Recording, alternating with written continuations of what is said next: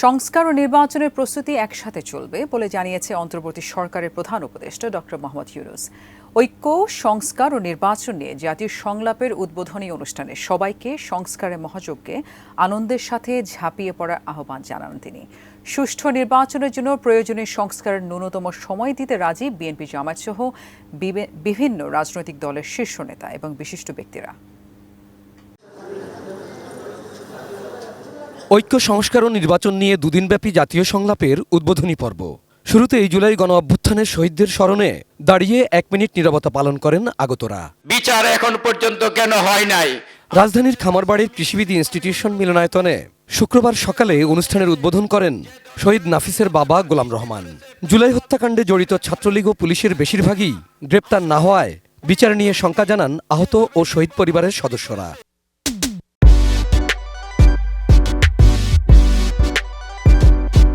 Police বাহিনী যেভাবে নির্মমভাবে গুলি করেছে, কয়টা পুলিশ গ্রেপ্তার হয়েছে আপনাদের কাছে আমি প্রশ্ন রেখে গেলাম। ফোরাম ফর বাংলাদেশ স্টাডিজের এই সংলাপে ভিডিও বার্তায় অন্তর্বর্তী সরকারের প্রধান উপদেষ্টা ডক্টর মোহাম্মদ ইউনূস বলেন, ঐক্যবিহীন সংস্কার কিংবা সংস্কারবিহীন নির্বাচন বাংলাদেশকে এগিয়ে নিতে পারবে না। 5 মাসে ঐক্য শক্তিশালী হয়েছে উল্লেখ করে তিনি বলেন, গণ অভ্যুত্থানের বিরুদ্ধ শক্তি ভাঙন সৃষ্টি করার ক্রমাগত প্রয়াস চালাতে থাকায় ঐক্য আরও মজবুত হচ্ছে। সংস্কার ও নির্বাচনের প্রস্তুতি একই সঙ্গে চলতে থাকবে, কিন্তু সংস্কারের কাজে সকল নাগরিককে অংশগ্রহণ করতে হবে। জানুয়ারি মাসের মধ্যে সংস্কারের জন্য গঠিত 15টি কমিশনের প্রতিবেদন পাওয়া যাবে জানিয়ে ডক্টর ইউনূস বলেন, প্রতিবেদনের সুপারিশ যে মেনে নিতে হবে এমন কোনো কথা নেই। নিজের ভবিষ্যৎ নিয়ে মতামত নেবার জন্য ভোটার হবার বয়স 17 বছর নির্ধারিত হওয়া উচিত বলেও মনে করেন তিনি। কিন্তু বেশিরভাগ মানুষ কমিশনের সুপারিশ করা বয়স পছন্দ করলে ঐকমত্যে পৌঁছার জন্য তা মেনে নেওয়া হবে। আমরা দ্রুত একটা ঐকমত্য প্রতিষ্ঠিত করে সংস্কারের কাজগুলো করে ফেলতে চাই, নির্বাচনের পথে যেন এগিয়ে যেতে পারি। সুষ্ঠু নির্বাচনের জন্য ঐক্য গড়ে তুলতে রাজনৈতিক দলগুলোকে এগিয়ে আসার আহ্বান জানান বিশিষ্টজনেরা। এর আগে জনজীবনে স্বস্তি ফিরিয়ে আনার উপর জোর দেন তারা। নির্বাচন শুধুমাত্র আনুষ্ঠানিকতা হিসেবে ক্ষমতায় যাওয়ার বিষয় বিবেচনা না করে আসুন সকলের অংশগ্রহণের জায়গাটা তৈরি করি।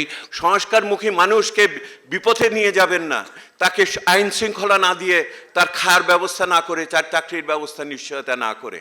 সংলাপে বিএনপি মহাসচিব মির্জা ফখরুল ইসলাম আলমগীর বলেন, তার দল সবসময় গণতন্ত্রের জন্য প্রয়োজনীয় সংস্কারের পক্ষে। জনগণকে বাদ দিয়ে উপর থেকে চাপিয়ে দিলেই কিছুই করা যাবে না বলেও মনে করেন তিনি। জামায়াতও প্রয়োজনীয় সংস্কারে সময় দিতে চায় বলে জানানো হয়েছে জাতীয় সংলাপে।